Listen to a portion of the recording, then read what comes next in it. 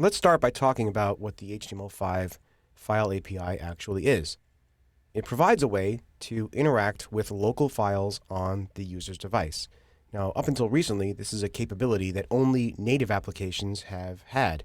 Of course, there was a way to upload files. There's always been the input type equals file element in which you could select a file, and that would send the file off to the web server from within a form. But this provides a way via script to actually read file content and work with it and discover information about files.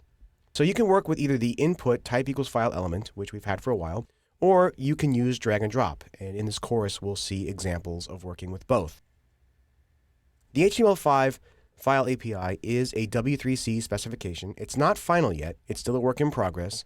I've got the address up, and actually we'll visit the spec in just a moment. But that's the official specification for the File API at the W3C. The File API actually consists of three different pieces. There's the file reader, the file writer, and the file system APIs. Now, in this course, we're only going to be dealing with the file reader because the other two are not widely implemented and they're still very experimental. So the file reader is what we're going to be focusing on in this particular course. Using the file reader API, you can do things like determine file information, like the size, name of the file, what its MIME type is, etc., that kind of stuff.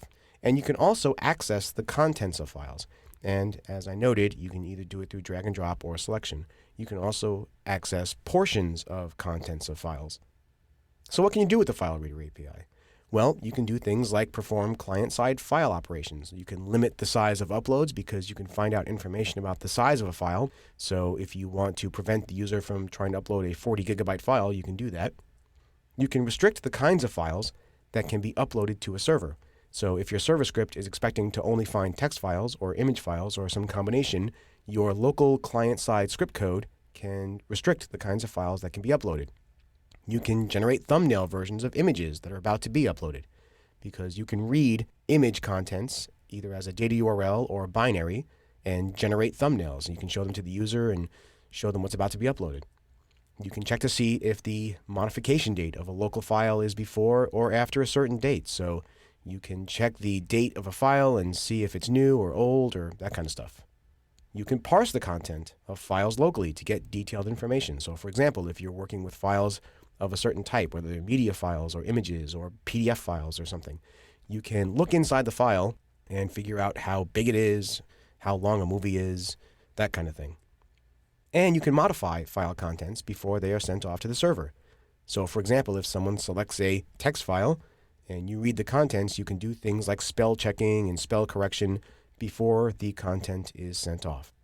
So we'll see examples of several of these kinds of scenarios as we move throughout the course. But for now, let's take a look over at the File Reader API spec. So this is the specification for the File API, and you can see it's on the W3C's website.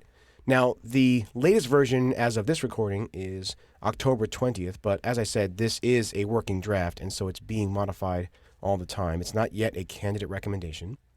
But if you scroll down, you'll see that there are various different interfaces contained within the specification. So if you're looking for canonical W3C approved information about the latest version of the file specification, here's where you can go. So I wanted to point this out to you. So, all right, having taken a look at the spec and having taken a look at what you can do, let's actually take an overview of the File API interfaces.